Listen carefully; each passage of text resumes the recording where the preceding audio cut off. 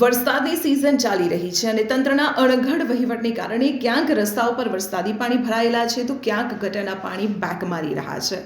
આવી પરિસ્થિતિમાં જો તમે થોડી તકેદારી રાખશો તો હેરાન નહીં થાવ. નિંદ્રાધીન તંત્ર ક્યારે જાગશે તે તો કોઈ જાણતું નથી.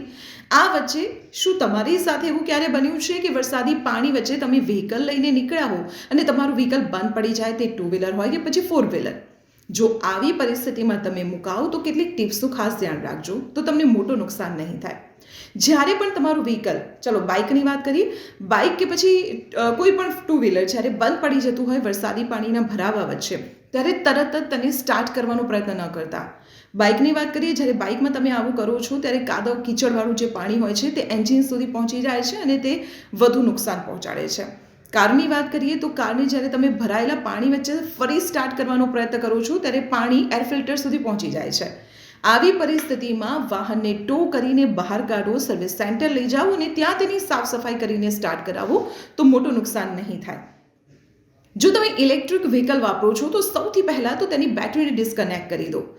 બાઇક વાપરો છો તો બાઇકમાંથી સ્પાર્ક પ્લગને સૌથી પહેલાં કાઢી લો, કારણ કે તેને જો કાદવ કીચડવાળું વરસાદી પાણી લાગશે તો તેને સાફ કરવું ખૂબ જ મુશ્કેલ બની જતું હોય છે. સૌથી પહેલાં તમારા વ્હીકલને પાણીમાંથી બહાર કાઢો અને આ વ્હીકલ, જાણે કે બાઇક હોય તો બાઇકને બંને બાજુ નમાવીને સૌથી પહેલાં તેમાંથી પાણી બહાર કાઢવાનો પ્રયત્ન કરો.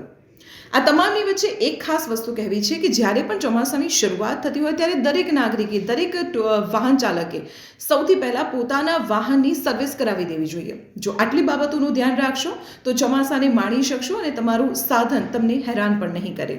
તો આવી જ રીતે મહત્વપૂર્ણ જાણકારી માટે આપ જોડાયેલા રહો સંદેશ ડિજિટલ સાથે.